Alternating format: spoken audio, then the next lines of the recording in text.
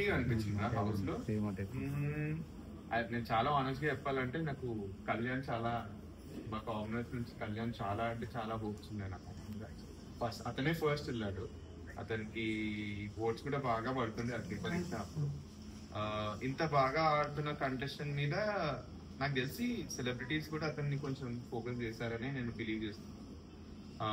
But అతను బాగా ఆడట్లేదు unfortunately. నేను ఇది కూడా చెప్పాను, ఫస్ట్ షోలో చెప్పాను నేను ఇది. ఆయన కనుక if he gets out of the track and game ఆడితే అతనికి నెక్స్ట్ లెవెల్ పొటెన్షియల్ ఉంది. మేము మాట్లాడుతూ ఉంటాం కదా ఇంట్లో, చాలా మంచి ఐడియాలు ఇస్తారు, కానీ ఆయన గేమ్ అనిపించలేదు అన్ఫార్చునేట్లీ. సో కాంగ్రెస్ పర్సన్ అయితే అతను అనుకున్నాను. ఓవరాల్ గేమ్ లో చూస్తే నేను ఎవరుండే ఓవరాల్ గేమ్ లో అయితే నేను చాలా న్యూట్రల్ గా వెళ్ళాను అబ్బా. లైక్ ఇట్లా అని పెట్టుకొని వెళ్ళలేదు, ఎందుకంటే నేను ఇదే మిస్టేక్ అగ్ని పరీక్షలో చేసిన. అగ్ని పరీక్షలో మిస్టేక్ చేసింది ఏంటంటే, అరే వీళ్ళు బెస్ట్ ఉంటారు అది ఇది అనుకుంది. ఫర్ ఎగ్జాంపుల్ డిమాండ్ పవన్ ని అందరం బెస్ట్ అనుకున్నాం స్టార్టింగ్ అగ్ని పరీక్ష షోలో. అందరం అరే ఫాలోవర్స్ ఉన్నారు, మజల్ ఉంది, ఇవన్నీ అనుకున్నాం. బట్ డిమాండ్ పవన్ పర్ఫార్మ్ చేయలేదు అగ్ని పరీక్ష టాస్క్ లా.